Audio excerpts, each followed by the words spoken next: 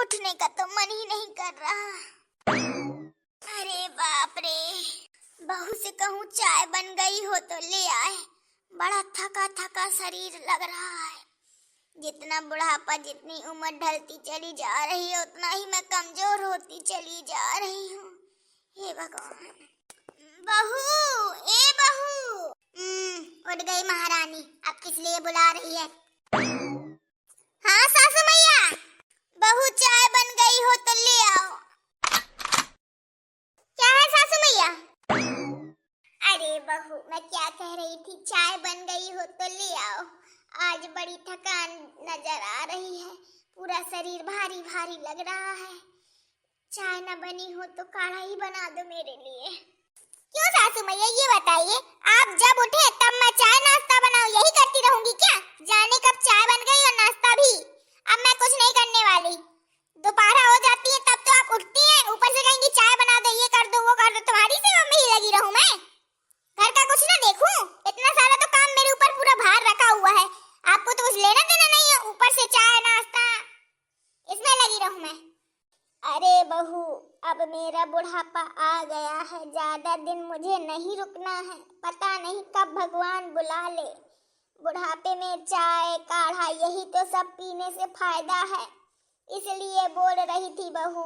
आखिर मैंने इतना कौन सा काम बता दिया तुम्हें जो इतना तेज, इतनी गुस्से में बोल रही हो? अरे तो मैं आप ही गुलामी में लगी रहूं, मेरा कुछ काम नहीं है? बड़ी आई।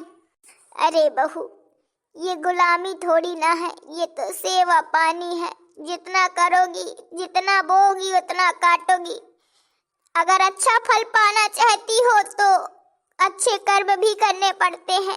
देखिए सासू मैया, ऐसा है, मुझे नहीं अच्छा फल पाना, ठीक है ना? जब देखो जब कहानी बताती रहती हैं।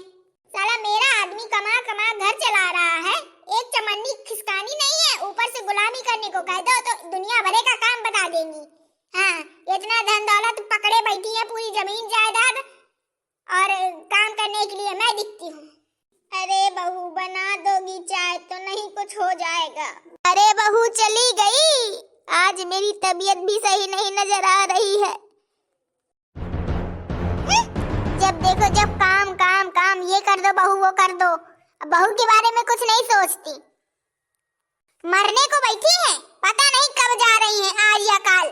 पर ये नहीं कि हमारे हिस्से का जितना है तो हमें दे दे, जमींदार जायदाद हमारे नाम कर दे।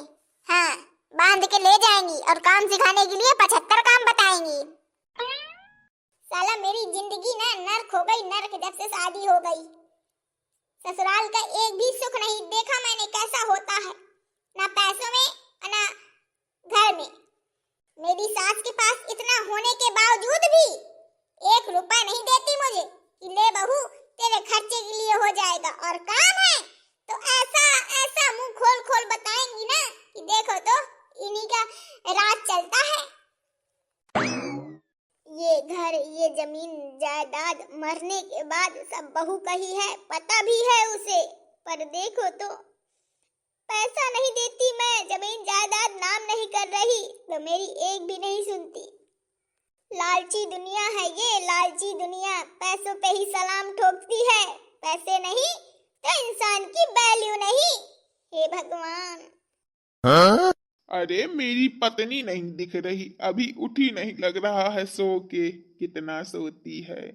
हे भगवान, जल्दी से उसकी तबीयत ठीक हो जाए। मुझे तो इतना डर लगता है कभी कभी कि ये मुझे बीच में ही छोड़ के भगवान के पास न चली जाए। इसकी इतनी तबीयत देख के मेरा दिमाग खराब हो जाता है। अरे बाप रे, हे भगवान। अरे भगवान, क्या हुआ? उठ गई तुम? अरे कुछ नहीं हुआ, हाँ हाँ उठ गई। आज थोड़ी तबीयत ज्यादा डिस्टर्ब लग रही है, जी मिचला रहा है, भारी शरीर लग रहा है।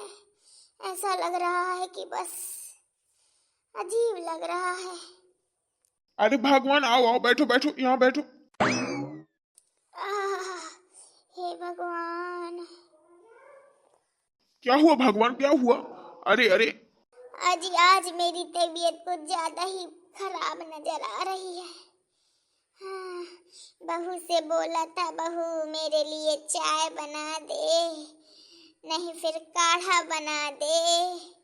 तो पता है क्या कह रही थी, मेरे लिए इतना सारा काम है, मैं तुम्हारी गुलामी में ही लगी रहूंगी। चाय नाश्ता जाने कब बन गया कब गया, तू इतने बजे तक सोती है, तेरा वेट थोड़ी ना करूंगी। ऐसे बोल रही थी। बताइए, कोई किसी की तबीयत खराब है, वो 4 बजे उठ के कैसे बैठ सकता है? ये तो समझ गई कि ये दुनिया बड़ी मतलबी है, जिससे जिसका मतलब निकलता है उसी से इंसान मतलब रखता है। अरे तो भगवान, चलो चलो, तुम अस्पताल चलो यार। मैं ऐसे तुम्हें इस हालत में नहीं देख सकता। आज ही रहने दीजिए, अब मेरी उम्र ही हो गई है इतनी कि एक न एक बीमारी लगी ही रहनी है। कब तक दिखाएंगे? देखो, जब तक भगवान रखता है तो रहते हैं, नहीं तो क्या। पैसे ना खर्चा करिए। भगवान, तुम कहो तो आशा बहू रख लूं, तुम्हारी सेवा पानी करती रहेगी।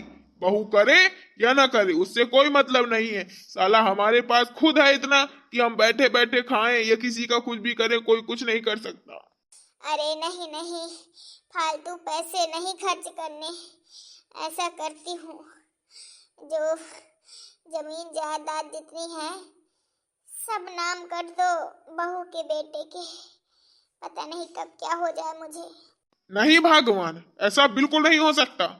जो तुम्हारी सेवा पानी ना करे उसको क्या जमीन जायदाद देना? ऐसा नहीं हो सकता। जो तुम्हारी सेवा पानी करेगा, जो हमें देखेगा, जो हमारी सेवा करेगा, हमारी हर चीज में आगे पीछे खड़ा रहेगा, उसको ही हम जमीन जायदाद के कागजे पूरे उसके नाम करेंगे। वैसे मैं नहीं करने दूंगा, चाहे जो हो जाए। बहू अभी तेरी सुनती नहीं है। तो क्यों बहू के नाम कहीं किया जाए?